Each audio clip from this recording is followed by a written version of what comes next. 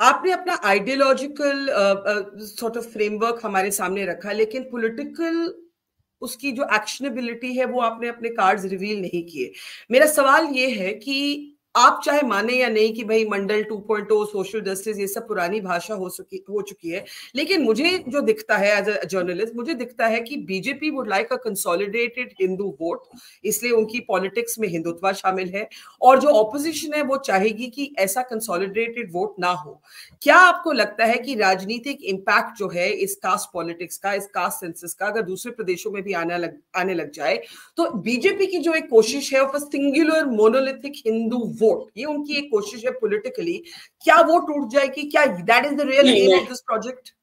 बरखा frankly speaking, ये जो BJP का मोनोलिथ हिंदुत्व है ना, क्या इसे टूटना नहीं चाहिए?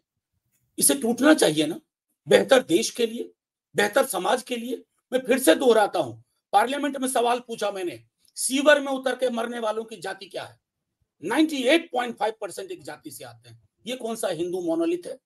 ये कौन सा हिंदू मोनोलिथ है जो हिरार्की को वर्शिप करता है कि ऊंच नीच कूल में? ये कौन सा हिंदुत्व, हिंदू नैरेटिव है जो ये मानता है कि मुट्ठी भर लोग तमाम संसाधन पे काबिज रहे?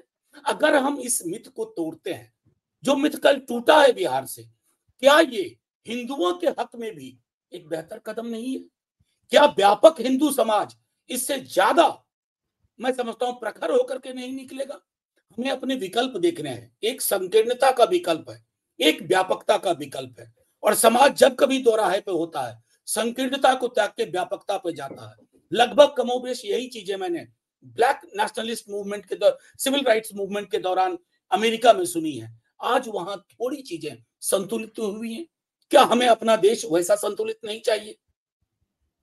इस पे चुनाव जो चुनावी इम्पैक्ट है वो क्या रहेगा आपके मुताबिक? हम पहले भी देख चुके हैं कुछ प्रदेशों में OBC vote, the OBC vote is been the determining factor. क्या आपको लगता है कि हम उसी फेज में वापस आ चुके हैं, सेकंड वीपी सिंह मोमेंट? मैं आपको एक बात कहूं, मैंने आपको शुरुआत में कहा था, अब ये आंकड़े, ये डेड डेटा नहीं है, ये लाइवली डेटा है। ये आंकड़े तय करेंगे दशा और दिशा। ये आंकड़े अपना अपना हक मांगेंगे। ये आंकड़े कहेंगे यहां हमारी व्यवस्था सुनिश्चित करो। तो अब इन आंकड़ों को बोलने दीजिए। मेरे बोलने से कोई फर्क नहीं पड़ेगा, किसी नेता के बोलने से कोई फर्क नहीं पड़ेगा। ये जिंदा दस्तावेज है, जिंदा लोगों का, और वो आंकड़े 24 हो या 29 हो, ये बताएंगे कि फिक्शन से पॉलिटिक्स नहीं चला करती है, रियलिटी से चला करेगी, वास्तविक जिंदगी से चलेगी। मुझे एक कंफ्यूजन है हमारे कानून के मुताबिक, दो state, some states have attempted religion based reservations, invariably the Supreme Court has struck them down.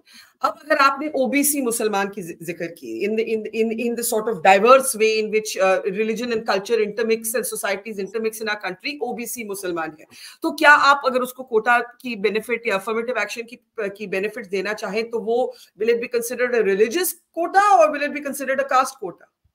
How does this apply to the apply to the Indian Muslim? नहीं, मैं आपको फ्रैंकली बताऊं कि आप मंडल कमीशन की रिपोर्ट पढ़िए, उसमें तमाम वैसी जातियां जो अपने पेशे के नाम से जानी जाती हैं, चाहे वो मुसलमान हो, फिर भी उनको ओबीसी के अंदर लाया गया।